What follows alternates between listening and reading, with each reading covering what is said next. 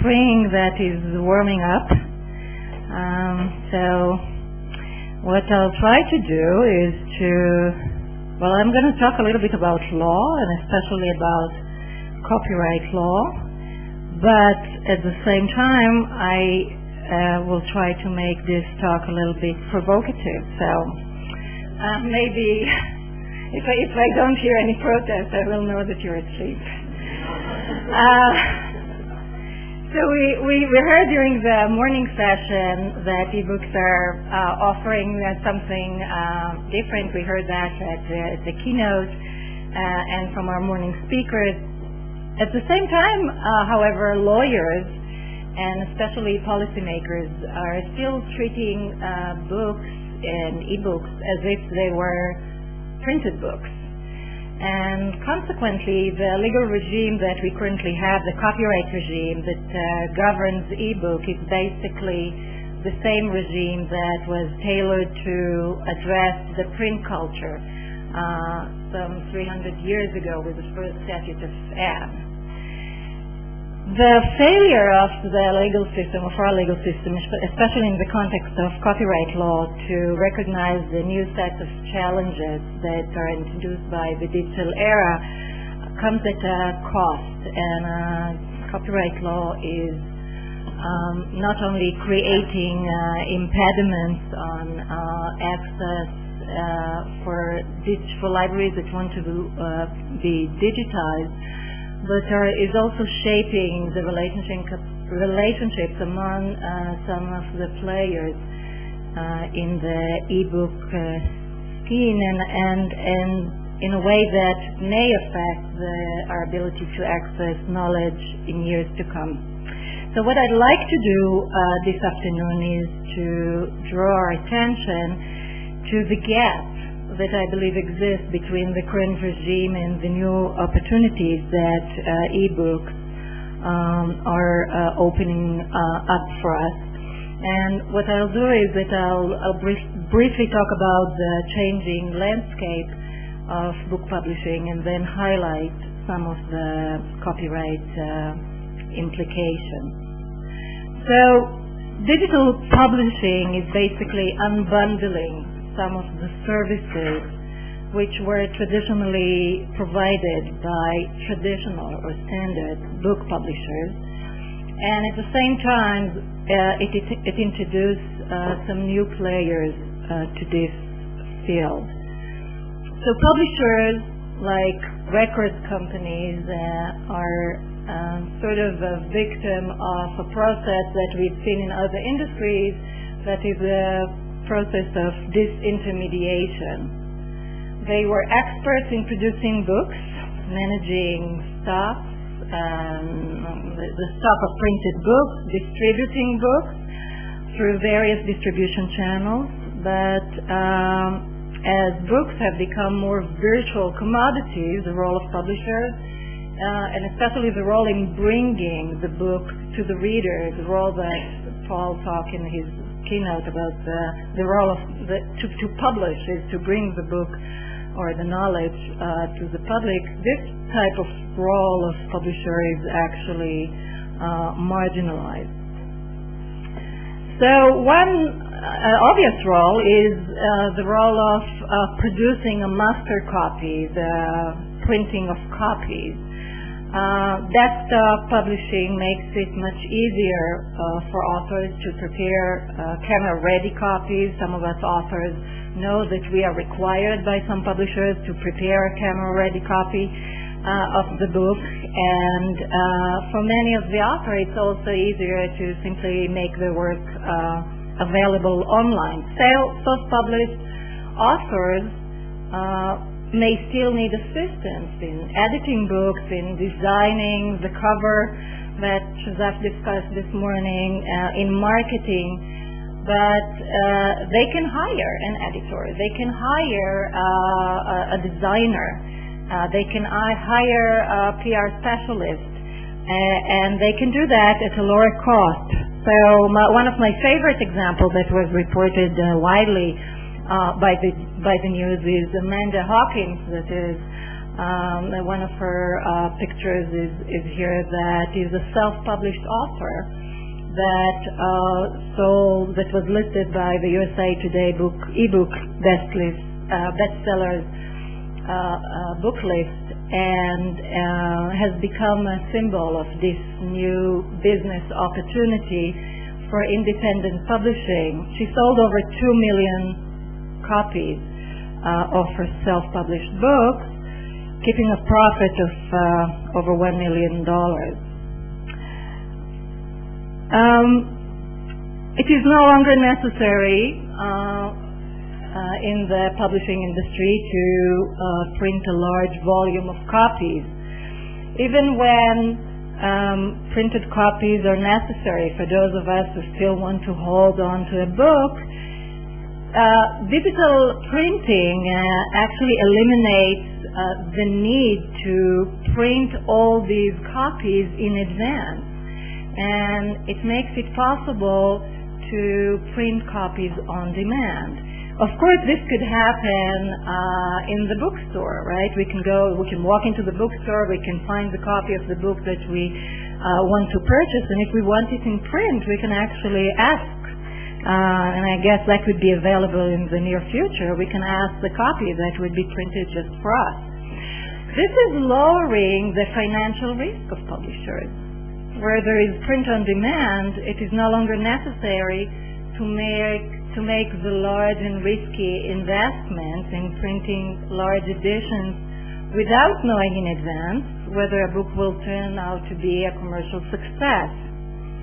In the print culture, this was the expertise of publishers. They had the expertise of assessing the risk that is involved in making the decisions, based on peer review, as you've said before, or on interviewing the targeted audience, but they had this expertise, and this expertise this type of role of publishers is actually declining in this environment. This has another significant implication that is affecting the gatekeeping role of publishers. The need to make a risky investment up front forced publishers to actually serve as gatekeepers, because they had to select in advance what is worthwhile publishing. But the economic logic of online distribution provides actually incentives to make everything available. It is costless to post online. It actually becomes increasingly expensive to select what to read, right? And here publishers also played a role. We used to think that if a book was published by Oxford University Press, it's probably worth reading. But the online environment offers some alternatives to that as well, in the form of ratings by peers, recommendation systems of all sorts, social networks, book reviews, and sometimes even rating by feed. But here are alternatives. The most important fact, I think, related to the decline of publishers in the online environment has to do with marketing. Publishers were not only responsible for the publication or the production of copies, but also for the marketing of books. The online marketing is actually a different platform, and here the marketing online is no longer the province of book publishers, and the reason is that eBooks are in this environment are actually competing over the limited attention span of users that can consume videos on YouTube and music and news and many other types of content. It's not as if you're competing against any other title that is sold in the bookstore. And book publishers are not experts, but we have other experts. And these online intermediaries may play a role in bringing together together authors and readers in this online environment. There are currently several intermediaries that are playing a role in marketing books. So access is provided by online retailers, that would be iTunes and Amazon.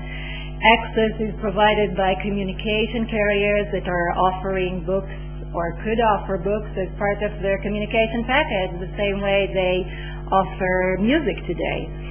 Another model is access by recommendation. And Facebook, of course, is a classic example where content is made available in a social setting. Amazon recommendation system was actually an early example of that.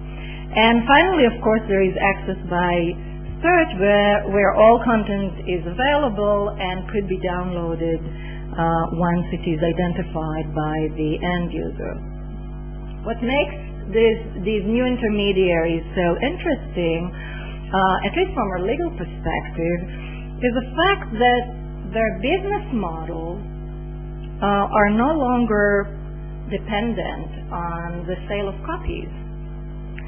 And consequently, then they do not depend in the same way as publishers used to on the exclusive right to license the preparation of copies. That is actually the essence of copyright.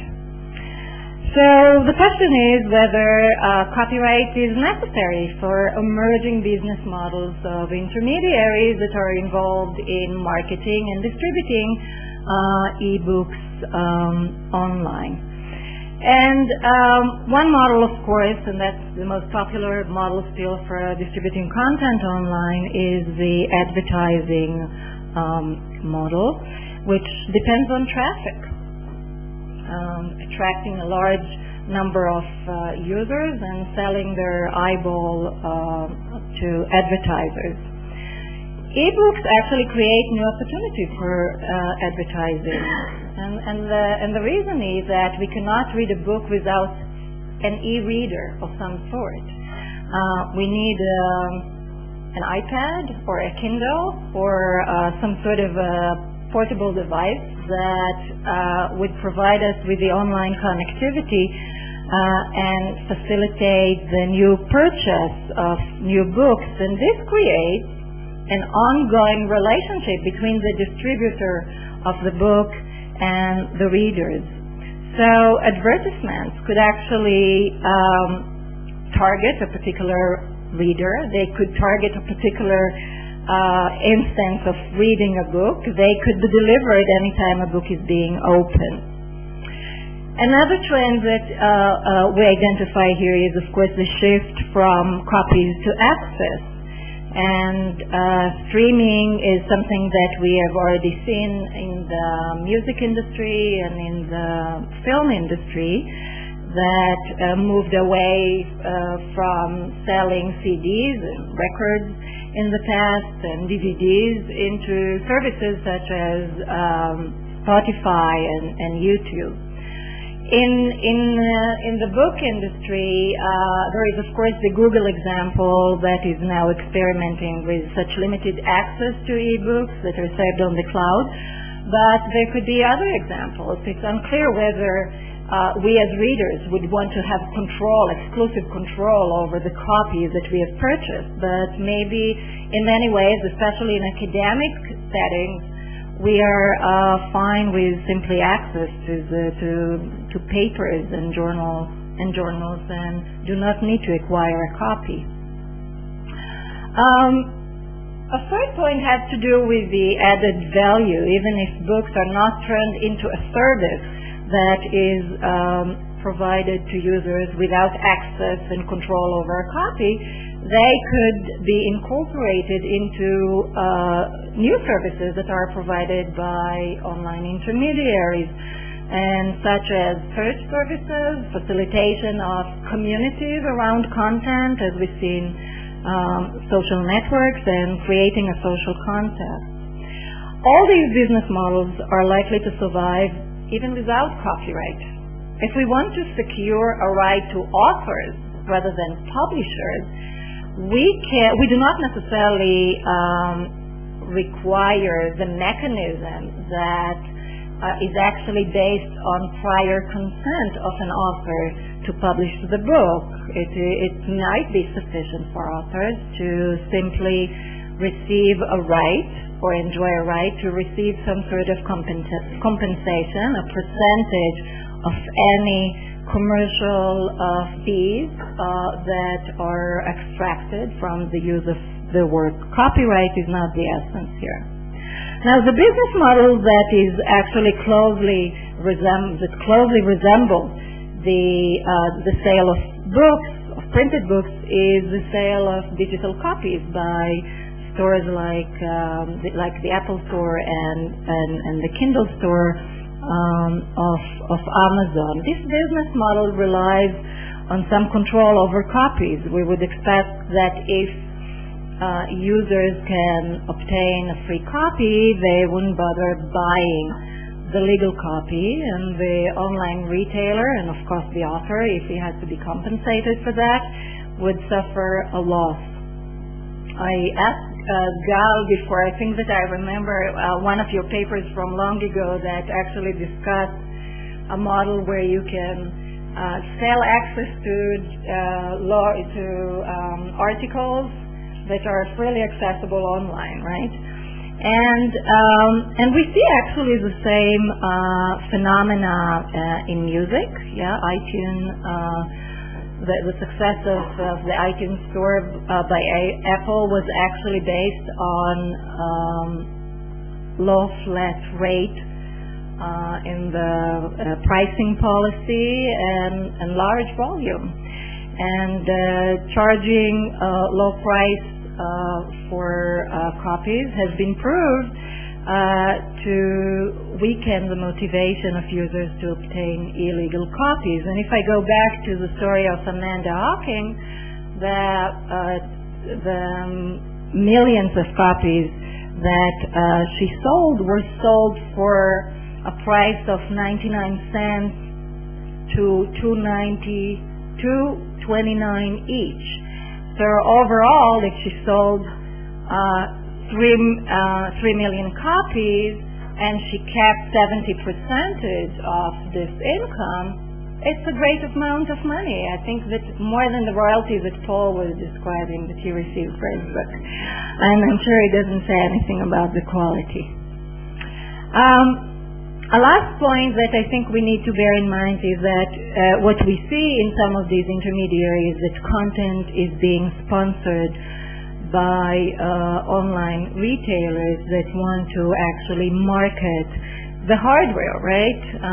Apple wants to market the iPad, and there are great sales for the Kindle, and this cross-subsidy of content by vendors of hardware could actually provide a boost to the content industry, but at the same time creates new concerns that relate to competition, which brings me to the second point that I would like to make, that is that strong copyright in the environment of eBooks may turn into a problem. And again, I don't want to discuss some of the problems that relate to the fact that you need to acquire prior consent before you digitize, and that of course creates the major problems that are faced by libraries, because I'm sure that this problem is going to be discussed in details tomorrow. Here, what I'd like to focus on this afternoon is actually the implication of strong copyright for the ebook market. So the argument is that new intermediaries raise concerns regarding the competitiveness and the openness of future information markets. All intermediaries are subject to economies of scale and therefore tend to gain a dominant market power. These are only two examples. All these intermediaries are new gateways to eBooks and are able to combine some control over the content, the book or the eBook, with powerful capabilities of collecting data on users. Since again eBooks cannot be read directly, we always use the e-reader. There is a whole set of issues that we need to consider. One is the control over the standard of access. There are plenty of e-book formats and plenty of e-book readers. Some formats of e-books are incompatible with some readers. Other concerns has to do with use restrictions by DRMs. DRMs may limit some of the liberties that consumers have in books, the ability to read it a couple of times, the ability to freely read a book without the fear of surveillance, the ability to annotate, the ability to lend a book, the ability to resell a book. Speaking about first sale, maybe we can get it right in the law and in the licenses, but if it is built into the system, that would be something that would be difficult to circumvent. In the absence of competition, e-books might end up too expensive, too restricted. They're restricted to a particular territory, restricted to a particular use, restricted to a particular device, to a particular format, and in a way that could compromise access to knowledge from the perspective of users and consumers. So to overcome some of these concerns, e-books and e-readers should be able to compete not only for the price, and we've seen competition over the price of e-readers and e-books, but also for the level of connectivity, for the level of functionality, for the level of use restrictions. Now, the thing is that copyright in this case actually interferes with competition, and one of the reasons that we actually discussed over lunch is that as opposed to other markets where we've seen a change in the production mechanism and the distribution mechanism that also affected the holding of copyright, we are unlikely to see the same phenomena in e-books. So, in other words, in music, when you look at the Napster case, wherein the court was saying 99.9% of music that is exchanged on Napster is actually proprietary and therefore cannot be cannot be used without a license. And then 5 years later, in 2005, when the court approached the same issue in Grokster, there is already a substantial amount of music that is available online and is freely available online and is not produced by the record companies. So let me just quickly go through two examples of how copyright is being used in order to compromise competition. So one example is the e-book wars between Amazon and Apple, and this is a very interesting story. Amazon bought e-books for its Kindle from publishers at $13, 1-3. And it was selling e-books to consumers at $10, right? Taking a loss of $3 for each book. Why? In order to subsidize the e-books and promote the sales of the Kindle. When the iPad was introduced in January 2010, it was anticipated that with more competition, now that we have two players,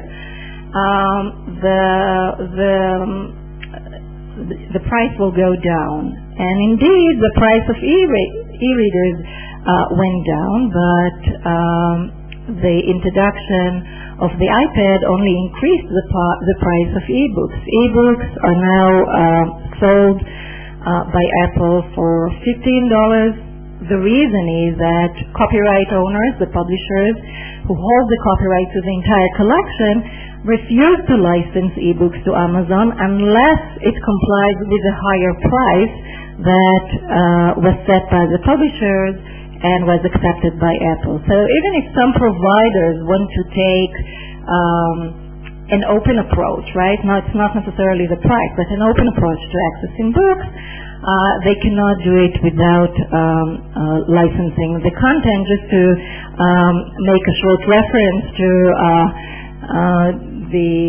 a similar outcome of ebooks were that is very similar to the law, the French law, that is actually fixing the price of books in bookstores in French, a law from October 2010. Actually, a bill, an initiative for law reform has been submitted in Israel, but luckily, in my opinion, was so far suspended. I want to give another example for the use of copyright to actually compromise and interfere with competition, and the second example is actually the Google Book settlement. So Google engaged in massive scanning of books, is being sued by the publisher, and it reached a settlement that was rejected by the court a few weeks ago. The settlement granted Google a license to make scanned books available in a digital format without risking copyright liability. Now, the cost of copyright clearance and the potential legal exposure would have made it very difficult for any competitor to arise in the foreseen future, and this was one of the reasons that was recognized by the court in deciding to reject the settlement. A finding of fair use in this case, rather than a settlement, of course, would have opened the door for more competition by other companies, national libraries maybe, and even NGOs that could engage in scanning books, crowdsourcing the scanning, and making books available. So just to conclude, I think that promoting progress and access in the digital era requires a better understanding of the process of publishing,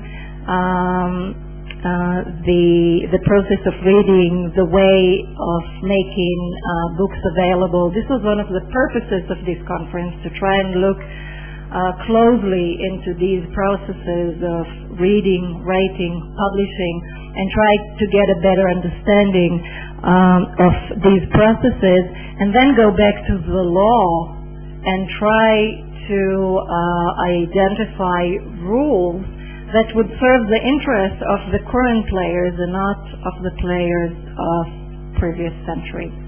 Thanks.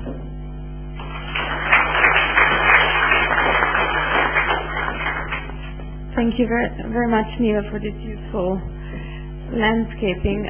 Next is